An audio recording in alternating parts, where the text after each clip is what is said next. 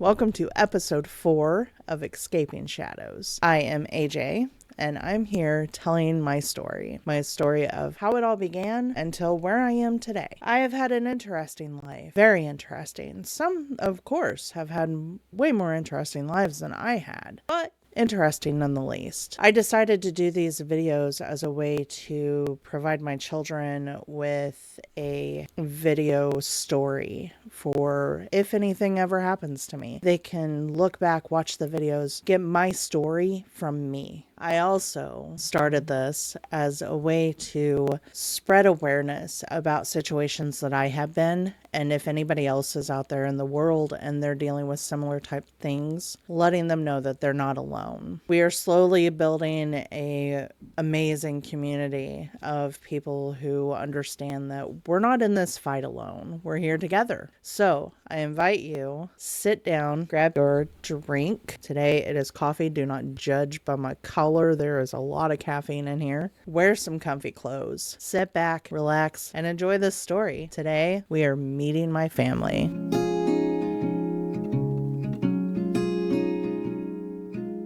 In the last story video, I left you guys in 1985.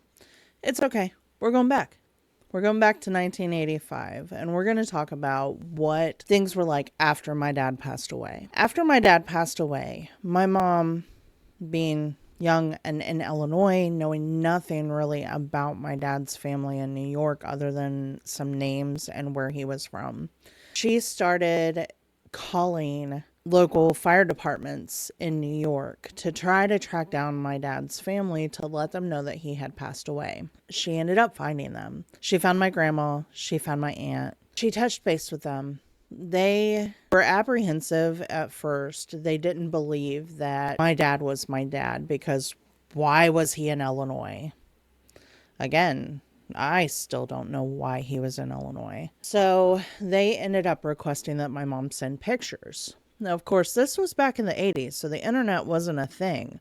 You could only send things through snail mail. My mom had sent them some pictures of me, my mom, my dad, and they still weren't 100% convinced that it was my dad because he looked completely different from whenever he lived in New York. So my mom started providing them with information as far as things that they would know, he would know, to prove to them that he was in fact my dad. She started speaking with my Aunt April, and they were communicating back and forth via snail mail, just staying in touch for quite a while. My grandma was supposed to come here for the funeral. She, however, did not make it. Actually, nobody from New York made it to my dad's funeral. So my mom stayed in touch with them for a while, in touch with my grandma, my aunt, and some cousins in Virginia. She was riding back and forth with them and keeping them up to date on how I was doing, how she was doing, what life was like, all the things that you update people on that you don't know. And she kind of gained a relationship there.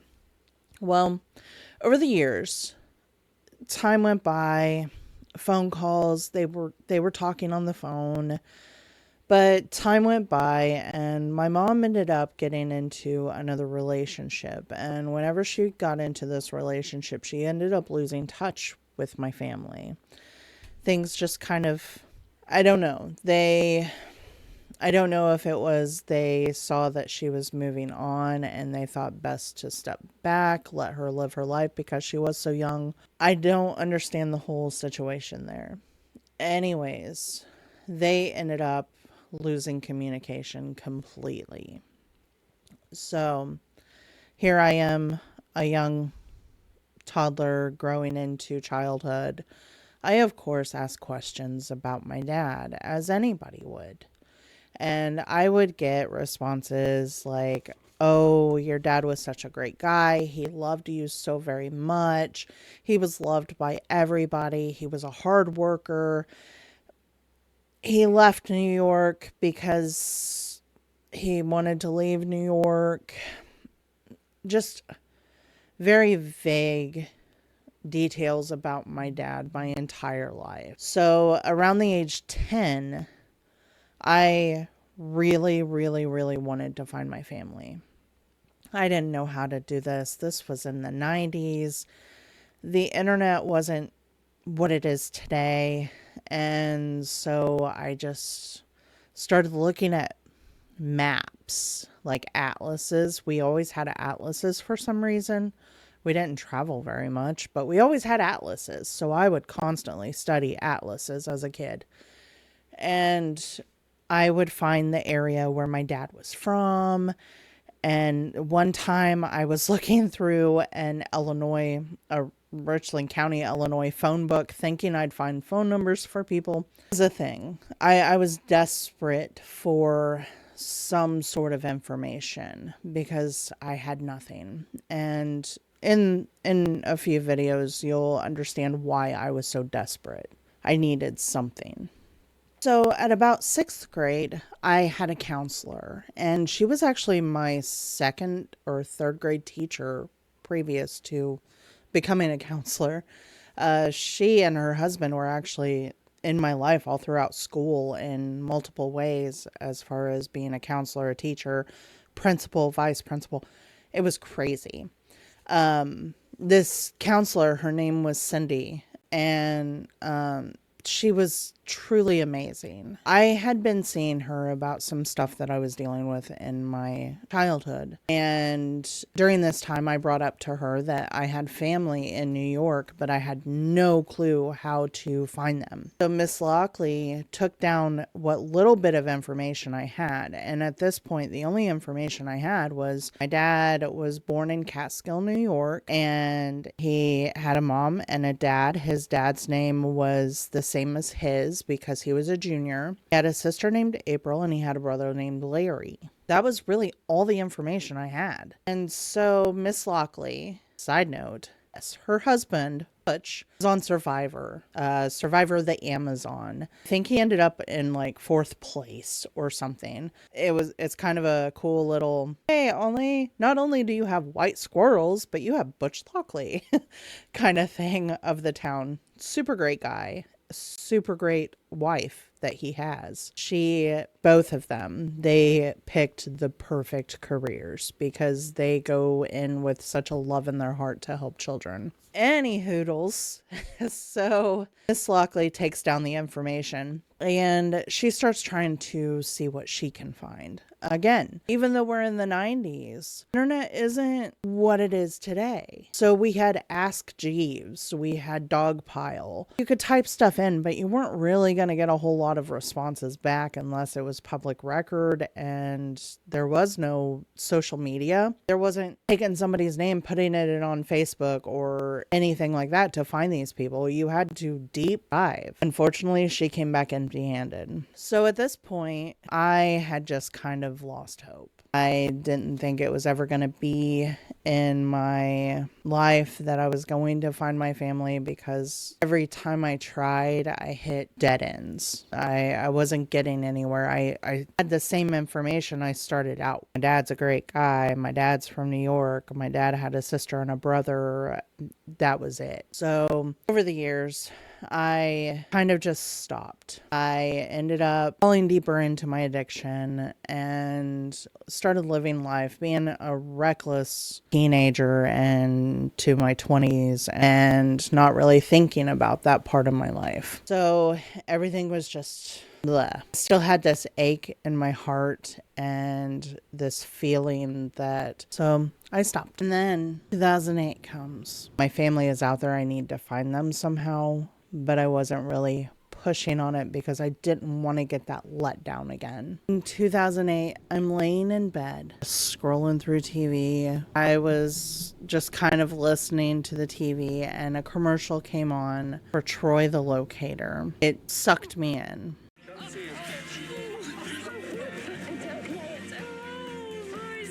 The Locator returns Monday at 8. So I said, you know what? Now's the time. I got my computer out and I started an email. And this email went to the Troy the Locator email. I explained to him everything. At this point, I had actually found out from the photo albums my mom had given me of stuff of my dad's, that he also had another sister named May. And so I knew there was my grandma, Alberta, my grandpa, Barry Bush Sr., my Aunt April, my Aunt May, and my Uncle Larry. And I had also kind of put together, there were a couple other people in the photo albums that their names were on the back of the pictures, but I didn't understand where they fit in. And one of them was Randy, and the other one was Shannon. And I noticed that in one of the pictures, there was a picture of my Aunt April holding the little girl Shannon, so one would assume that is her daughter. I provided Troy the locator with all of the details that I knew, told him about my situation, sent the email off. During the sending of the email and waiting for a response back from them, I decided, you know what? I'm going to go ahead and see what I can dig up by myself. The internet is much bigger at this time, and so let me see. So I started typing in my grandma's name, Catskill, New York. Nothing was really popping up. And then I started typing in Larry Bush. Again, couldn't really find anything. I typed in April Bush, Catskill, New York. I even put in Leeds, New York, because that town had been popping up quite regularly within some other research I had done. So I get a list. I get a list of names. I think it was about 15, 20 names. And I was at a point of, you know what? Let's do this. I started at the very top of that list and started making my way down it.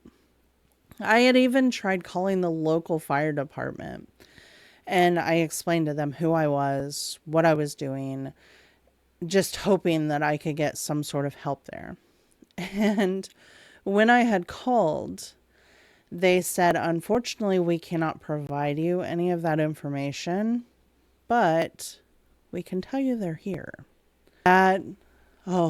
That was amazing. I told that firefighter, thank you from the bottom of my heart, because I needed that.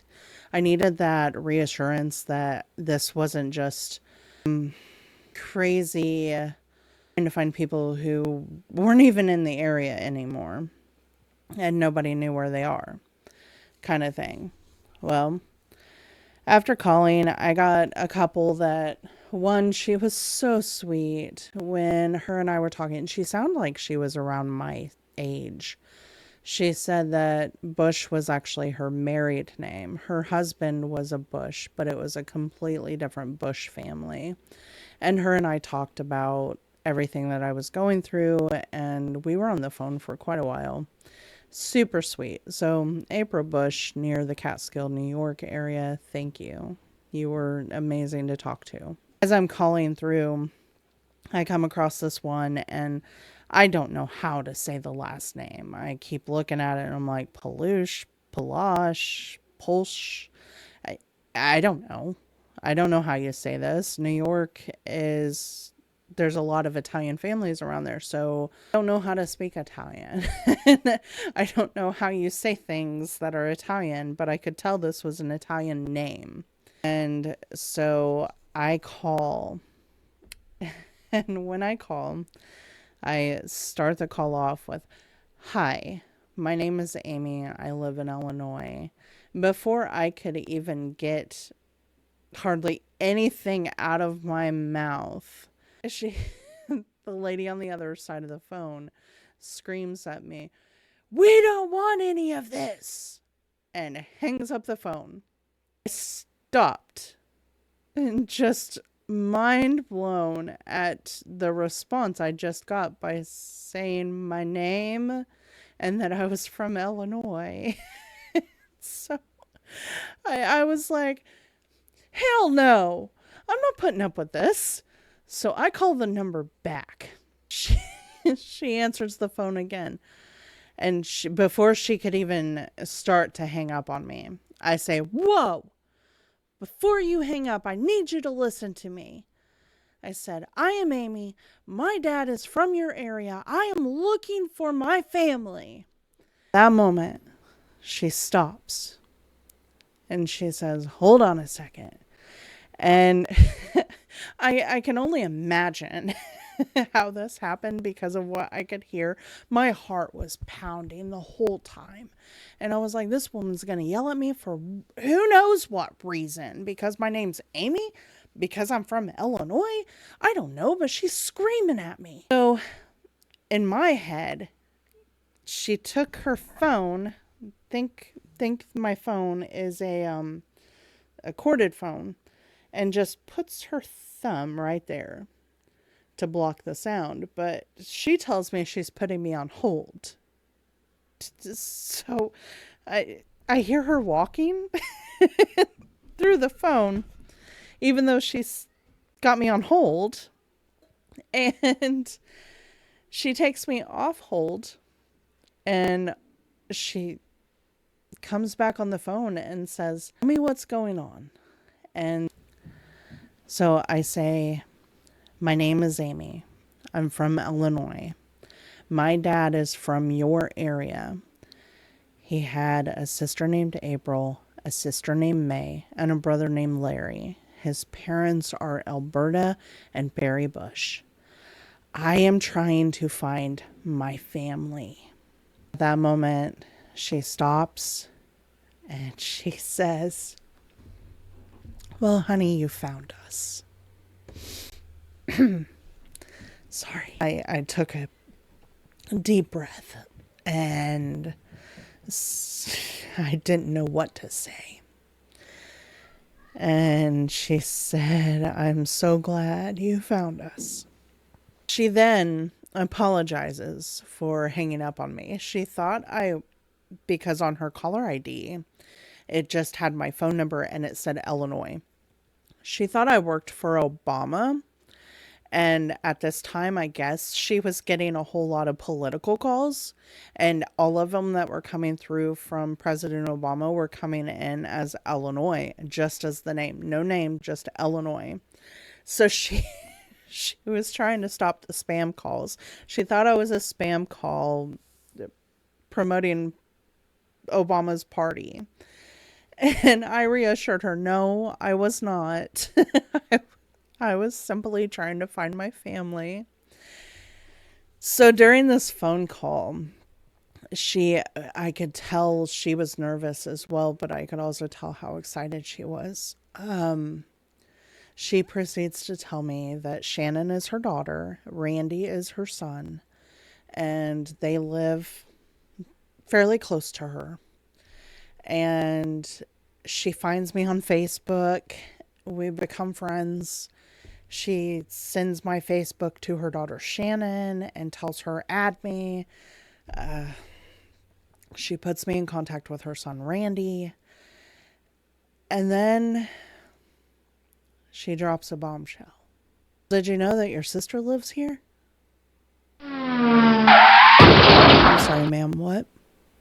"Amy, you have an older sister. Her name is Chris. She has 2 little boys. She lives not too far from here." No, I didn't know this. I did not know this at all. In that first phone call, not only did I find my aunt was connected with my cousins, I found out I have a sister and 2 nephews. But that day, that changed my whole world. So after our phone call, I cried. I cried a lot, and then I didn't know what to do, and I called my mom. When I called my mom, I was telling her, "Oh, holy crap, you're not going to believe this. I found my Aunt April." She said, "Oh, I'm so happy for you." And then I stopped and I said, "Do you know I had a sister?" My mom stopped and she said, "Oh, yeah, I forgot." "You forgot? How do you forget that?" Of course, I was rather upset. I didn't really talk to my mom for a time after that because she had information that had been basically begging for my whole life. It wasn't until my stepdad and I had a conversation one day that stopped and looked at it from my mom's point of view, called me, said, "Okay, Joe, Mom is really hurt by this. I need you to stop." Mom, early 20s, when the love of her life died, being you and her alone. The man that she thought she was going to spend the rest of her life with is no longer here. Tried staying in contact with your family, but that didn't work out. Then she moved on with her life. Still, every year, his birthday and his death day, some of the hardest times in her life. It gets sad, and I have to console her the best that I can through those times, because it still hurts her 20 years later. After I talked, it did sink in. My mom was young. Mom thought she was gonna still be with my dad today. Mom thought that her and my dad were gonna have a family and live this amazing life together. I only got very short time together. Or he just had to up and die. Dark humor is how I handle things sometimes. So looking at it from that front, like I got it. I kind of understood, but still I was begging. Just know anything. Was given just like a breadcrumb here and there. A whole lot of information. But it still hurt. But at the same time, I could look at it from where my mom was coming from. In 2008, when I find them, I immediately, on my work portal, schedule time off, plane tickets, and book a flight to New York. Going to New York for Christmas. I did. I met my family the week of Christmas 2008. Met my aunt. Well, I met my cousins first. They picked me up at the airport. We went to my aunt's house. Meet her and my uncle.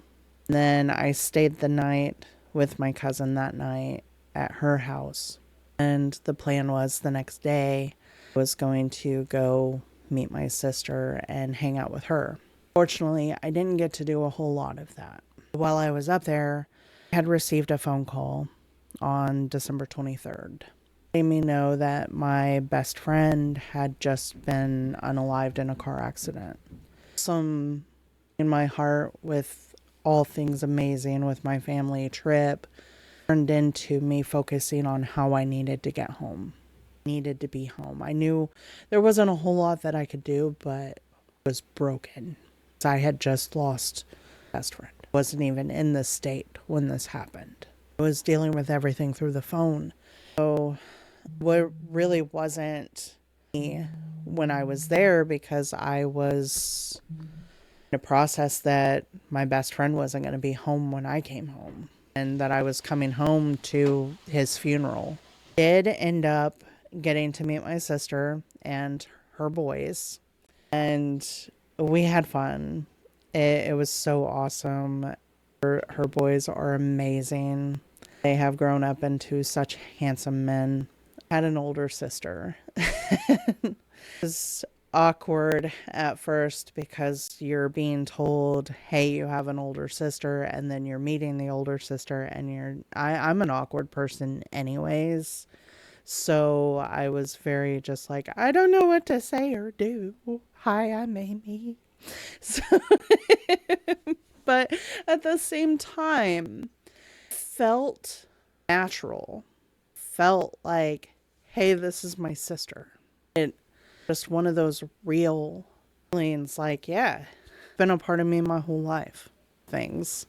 So we end up hanging out, and I do end up coming back to Illinois, obviously, and dealing with everything here, and I stay in communication with everybody, and then our lives get busy just like everybody's does, but we still have Facebook where we can check in on each other, send a message of, hey, love you. And 2015, I get a call that April had passed away. Broke my heart. I just found her, just getting to know each other. I missed the chance to get to know my Aunt May because she had passed away from lung cancer a few years before I even found them. I had missed the chance to know my grandmother because she had passed away before I found them, like just a couple years before I found them. At the moment after I got the phone call, I immediately reached out to my cousin and talked with her.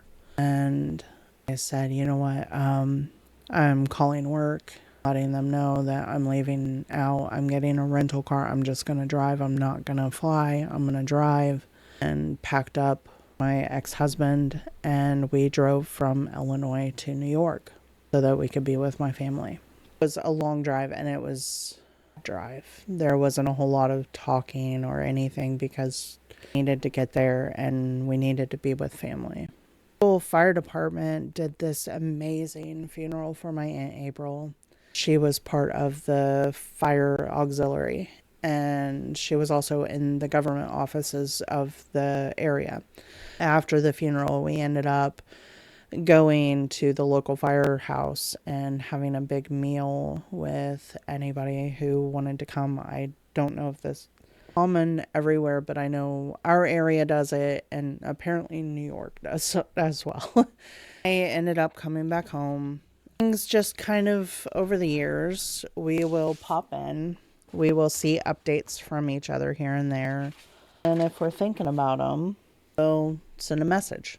I have been, of course, thinking about them a lot lately because I've been deep diving into everything. And like I said in the past videos, I don't think I've ever been this close to feeling like I know who my dad was in 30 years. In our next video, I have spoken with my sister and I asked her if she would be willing to sit down with me and do an interview. And she almost immediately said, yeah. So in our next video, you guys are going to get to meet my sister. I'm going to sit down with her and I'm going to ask her questions about what life was like for her growing up, not getting the answers that we had always wanted. Being the age that she is now and just now learning things that honestly people could have told us years ago. I'm going to dive into that. With that being said, I think we are at the end. So as always, don't forget to subscribe, like, the notification buzzer button, bell. One of these days I will get it correct, right? Also, be sure to share,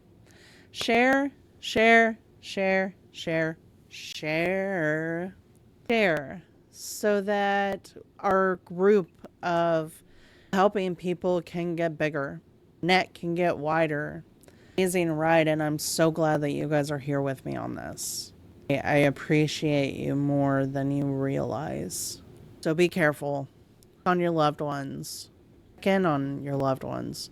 Somebody pops in your head, stop what you're doing and just shoot them a message or call them real quick. There's a reason. Okay? As always, you're amazing. You're gorgeous. And the world needs you. All right? Love you. Bye.